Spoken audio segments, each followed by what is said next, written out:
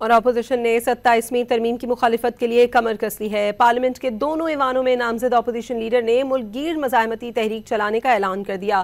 Senator راجہ ناصر عباس نے حکومت پر آئین سے کھلواڑ کا الزام لگاتے ہوئے خبردار کر دیا کہ جلد بازی میں چھیڑ چھاڑ کی تو آئین متنازع ہو جائے گا۔ محمود اچکزئی نے کہا کہ پارلیمنٹ ہی آئین پر حملہ آور ہے تو تحریک کے سوا اور کوئی آپشن نہیں۔ منظور ہے۔ ملک میں حزب اختلاف کی جماعتوں نے 27ویں آئینی ترمیم کے خلاف محاذ بنا لیا۔ سینٹ میں نامزد اپوزیشن لیڈر راجہ ناصر عباس نے خبردار کیا کہ اتفاق رائے کے بغیر ترمیم کی گئی تو آئین متنازع ہو جائے گا۔ ہمارا آئین جب بنا تھا اتفاق رائے سے بنا تھا، اگر ہم اس کے اندر امینڈمنٹ ایسی لے کے آئیں گے جہاں اتفاق رائے نہیں ہے اور یہ آئین ہمارا جو غیر متفقہ ہو جائے گا، اس کے اثرات پورے پاکستان پر ہوئیں گے۔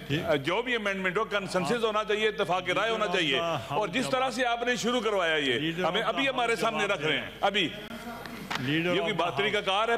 قومی اسمبلی میں نامزد اپوزیشن لیڈر محمود خان اچکزئی نے پارلیمنٹ کو ہی آئین پر حملہ آور قرار دیتے ہوئے ملک گیر تحریک چلانے کا اعلان کر دیا۔ ہم اس آئین کو تحفظ کریں گے۔ آئین پہ ہماری اپنی پارلیمنٹ حملہ آور ہے، اس کے سوا کوئی اور راستہ نہیں ہے کہ ہم تمام پاکستان کے وطن دوست جمہوری جس بھی پارٹی سے ان کا تعلق ہو اپیل کریں۔ کل رات سے ہماری تاریخ شروع ہو جائے گی۔